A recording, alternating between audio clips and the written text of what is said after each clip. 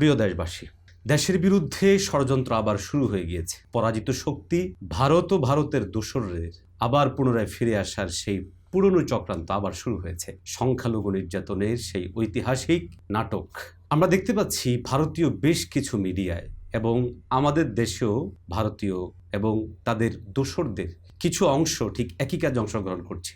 সংখ্যালঘু নির্যাতন বাংলাদেশ ইসলামপন্থাকে, বাংলাদেশ ইসলামপন্থীদেরকে এবং সর্বোপরি স্বাধীনতার সার্বভৌমত্বকে প্রশ্নে উঠানোর বড় ধরনের একটা চক্রের নাম হচ্ছে সংখ্যালঘু নির্যাতন।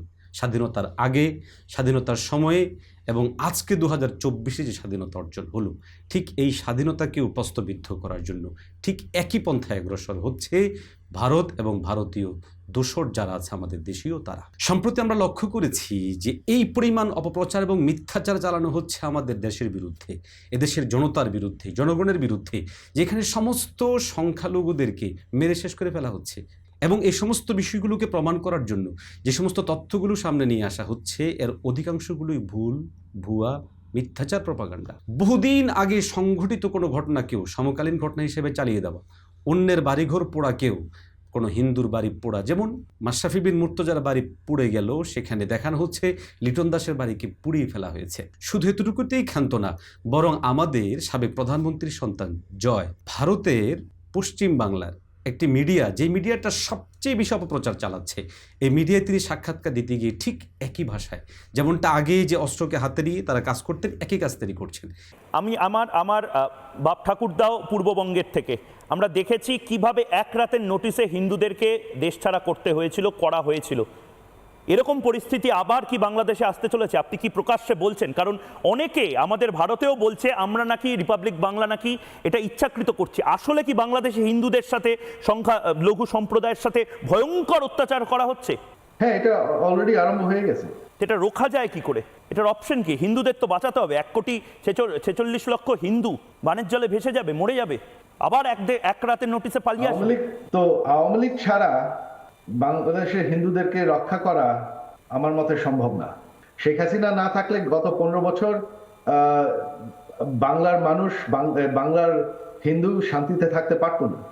তার জন্য হ্যাঁ, মৌলবাদীদের তো দাবাতেই হবে, আর মৌলবাদীদের তো তারা মিলিটেন্টস, তাদেরকে তো জোর দিয়ে, ফোর্স দিয়ে থামাতে হয়, আর সেটার জন্য আমার মার হয়ে গেল দোষ।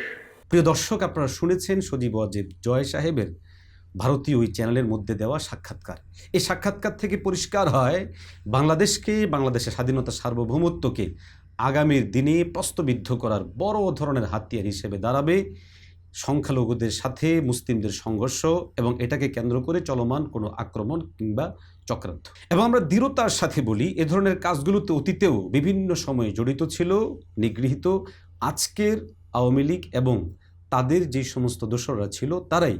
এর সবচেয়ে বড় প্রমাণ হচ্ছে নিকট অতীতে বিগত 15-20 বছর যাবৎ যতগুলো ঘটনা ঘটেছে মন্দির পোড়ানো কিংবা বাড়ি পোড়ানোকে কেন্দ্র করে, প্রতিটা প্রেক্ষাপট তৈরি হয়েছে যখনই আওয়ামী দুঃশাসন, আওয়ামী অন্যায় নৈরাজ্যের বিরুদ্ধে কোনো আন্দোলন শক্তিশালী হয়ে উঠেছে, তখনই সেটাকে দুর্বল করতে গিয়ে এর বিপরীতে এসে এই সংখ্যালঘুকে সামনে নিয়ে আসা হয়েছে।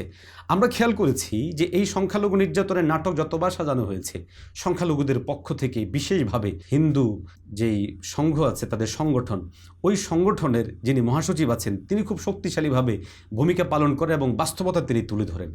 আমি অ্যাডভোকেট গোবিন্দ প্রামাণিক, মহাসচিব, বাংলাদেশ জাতীয় হিন্দু মহাজোট। শেখ হাসিনার পদত্যাগের পরে এদেশের হিন্দু সম্প্রদায় মনে করেছিল যে তাদের উপর বিশাল একটা হামলা, লুটপাট, অগ্নিসংযোগের ঘটনা ঘটবে। কিন্তু গতকাল বিকালেই বিএনপি এবং জামাতের নেতারা তাদের নেতৃবৃন্দকে হিন্দুদের বাড়িতে হামলা, লুটপাট, অগ্নিসংযোগ যাতে না হয় এবং প্রত্যেক মন্দিরে যাতে পাহারা দেয় সেই ব্যবস্থা করার নির্দেশ দেয়। এবং গতকাল থেকে আমরা দেখেছি সেই পাহারা দিয়েছে। সাধারণভাবে হিন্দুদের উপরে বড় কোনো মন্দিরে কোনো হামলার ঘটনা ঘটে নাই। কিছু আওয়ামী লীগের হিন্দু নেতা আছে যারা বিভিন্ন সময় লম্পঝম্প করেছিল, তাদের বাড়িতে, শুধু হিন্দু বাড়ি না, মুসলিম আওয়ামী লীগ নেতাদের বাড়িতে হামলা হয়েছে, লুটপাট হয়েছে, এবং সামান্য কিছু সুযোগ সন্ধানী এলাকা ভিত্তিক তারা কিছু সামান্য মন্দিরে হামলা করেছে, সেটা ব্যাপক বিষয় না। কিন্তু আমরা দেখলাম যে ভারতের রিপাবলিক এইটাকে নিয়ে ব্যাপকভাবে রিউমার ছড়াচ্ছে, নানান কিছু মিলে উদ্ভট কথাবার্তা বলছে। এবং আজকে দেখলাম শেখ হাসিনার নিয়ে তারা কাহিনী তৈরি করছে, বঙ্গবন্ধুর স্ট্যাচু ভাঙছে, সেটা নিয়ে তারা খুব দুঃখে সাগরে ভাসছে। আমার এক সাংবাদিক ফোন দিয়েছিলাম, তাদের বলেছি যে আপনারা যদি শেখ হাসিনার জন্য যদি এত কান্না আপনাদের মধ্যে আসে, তো শেখ হাসিনা ভারতে গিয়েছে, আপনারা ভারতের প্রধানমন্ত্রী নরেন্দ্র মোদীকে সরিয়ে শেখ হাসিনাকে আপনারা প্রধানমন্ত্রী হিসেবে ঘোষণা করেন, সে ভারতও রক্ষা করতে পারবে, তা আপনার 7 সিস্টারও রক্ষা করতে পারবে। উনার বক্তব্য থেকে পরিষ্কার হয়ে যায় যে হিন্দু নির্যাতনের যেই নাটক বিভিন্ন সংবাদ মাধ্যমে পত্রপত্রিকায় ছড়ানো হচ্ছে, এটা মোটেও সঠিক নয়। এটা সুদূর প্রসারী পরিকল্পনা এবং চক্রান্তেরই একটা পার্ট। অতএব এই চক্রান্ত পার্টের বিরুদ্ধে সতর্ক সাবধান হন। কেউ যদি অতি উৎসাহী হয়ে কোনো হিন্দুর বাড়ি অথবা কোনো তাদের পূজার জায়গায় আক্রমণ করতে আসে, তাকে প্রতিহত করুন। আপনারা প্রত্যেকেই নিজ নিজ পাড়া মহল্লায় এরিয়ায় থাকা হিন্দুদের বাড়িঘর, বিধর্মীদের বাড়িঘর এবং তাদের যে সমস্ত পূজার জায়গাগুলো আছে সেগুলোকে আপনারা পাহারা দিন। যেমনভাবে গত কয়েকদিন যাবৎ পাহারা দিয়েছেন, দেশের পরিবেশ পরিস্থিতি স্বাভাবিক হওয়ার আগ পর্যন্ত সেভাবে পাহারা দিতে থাকুন। আগামীতে চোখ কান খুলে রাখুন, কারণ পরাজিত শক্তি আবার পুনরায় আসার এই একটাই মাত্র কার্ড তারা তৈরি করবে, সেটা হলো সংখ্যালঘু নির্যাতন। স্বাধীনতা সার্বভৌমত্বকে আবার প্রশ্নের সম্মুখীন করার একটাই মাত্র হাতিয়ার, সেটা হচ্ছে সংখ্যালঘু নির্যাতন। আমরা পরিষ্কার বলি, ধর্মীয় কিংবা সামাজিক কোনো দৃষ্টিকোণ থেকেই অন্যায়ভাবে নিরপরাধ কোনো মানুষের উপরে হাত তোলা, তাদের বাড়িতে আঘাত দেওয়া কিংবা তাদের ধর্মীয় কোথাও আক্রমণ করা ইসলাম সমর্থন করে না। সভ্য সমাজ সেটা করতে পারে না, আমরা সেটা করি না। যারা এই সমস্ত বিষয়ে প্রচারণা চালাচ্ছে, এটা নিরেট মিথ্যাচার, অপপ্রচার এবং প্রপাগান্ডা। এর ব্যাপারে সবাই শক্তিশালী ভূমিকা পালন করুন, আওয়াজ তুলুন। আল্লাহ আমাদের তৌফিক দান করেন, আমিন।